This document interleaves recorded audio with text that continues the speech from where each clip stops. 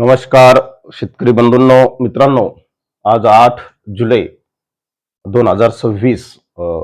मित्रांनो, आपण आज पुढील 5 दिवसाचं 4 दिवसाचा हवामान अंदाज कसा असेल आणि उर्वरित जुलै हा महिना कसा असेल या संदर्भातली माहिती पाहणार आहोत. बहुतांश शेतकरी मित्रांनो जुलैच्या संदर्भात माहिती विचारतायत, फोन करून पर्सनल विचारतायत.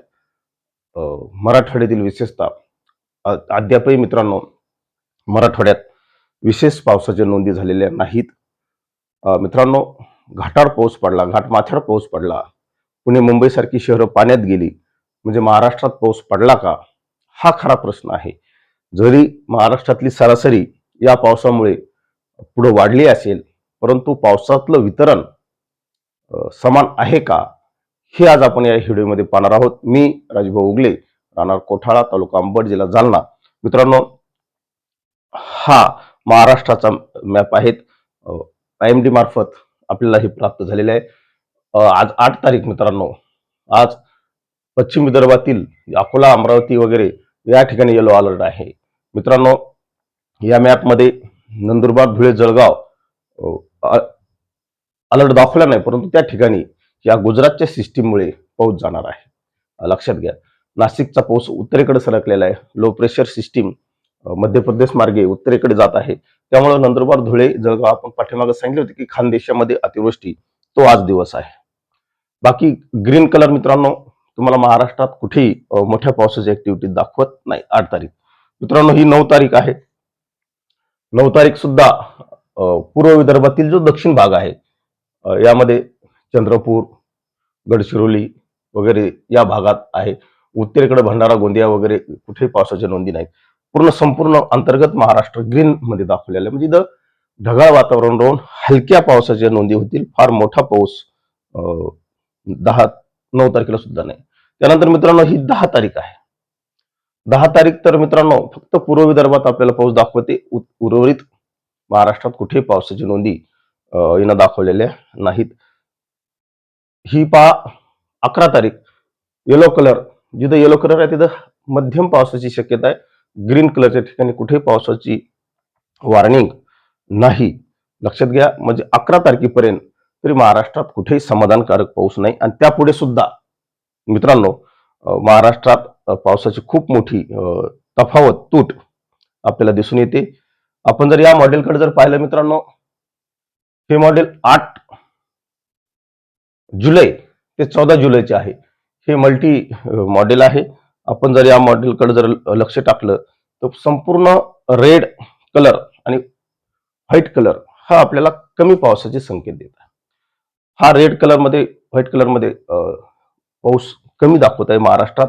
या कालखंडात काही अंशी मित्रांनो इकडं गुजरात साईट, नंदुरबार, धुळे, जळगाव या साईटला, खानदेशात जळगावमध्ये पावसाच्या नोंदी होतील. परंतु इतरत्र महाराष्ट्रात सध्या हलक्या पावसाच्या नोंदी आहेत. खाली बार्शी, पंढरपूर वगैरे साईटकडे सुद्धा आज हलक्या पावसाच्या नोंदी होतील. दौंड वगैरे या साईटपर्यंत. पण उद्यापासून 8 तारखेपासून तर हे चित्र आणखी बदलत आहे. तर मित्रांनो, हे 8 ते 14 मॉडेल दर्शवत आहे.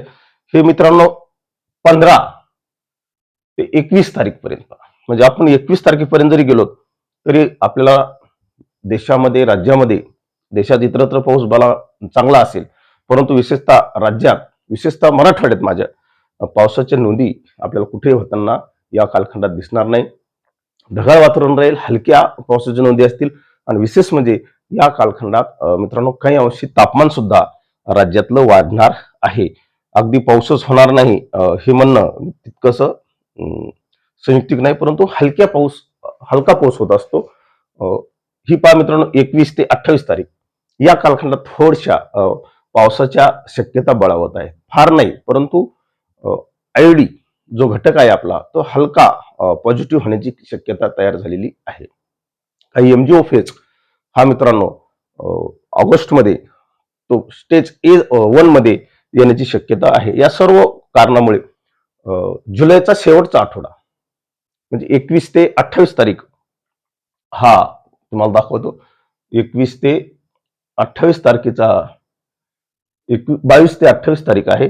जुलैचा तो शेवटचा आठवडा आपल्याला काही ठिकाणी हलक्या पावसाच्या नोंदी होताना दिसतील. मध्यम पाऊस पडेल, काही ठिकाणी स्थानिक स्वरूपाचा पाऊस पडेल. परंतु सध्या तरी इथपर्यंत 28 तारखेपर्यंत जुलैच्या कुठेही आपल्या बंगालच्या उपसागरात सिस्टीम बनत नाही, अरबी समुद्रात सिस्टीम बनत नाही. त्यामुळे मोठ्या सिस्टीमचा पाऊस या कालखंडात सुद्धा होणार नाही. लक्षात घ्या मित्रांनो, खरं तर ही वायव्य भागातली जी सिस्टीम बनली काल परवाची 8 तारखेपर्यंतची, या सिस्टीमकडून आपल्याला खूप अपेक्षा होत्या. विशेषतः मराठवाड्यातील शेतकऱ्यांना खूप अपेक्षा होत्या.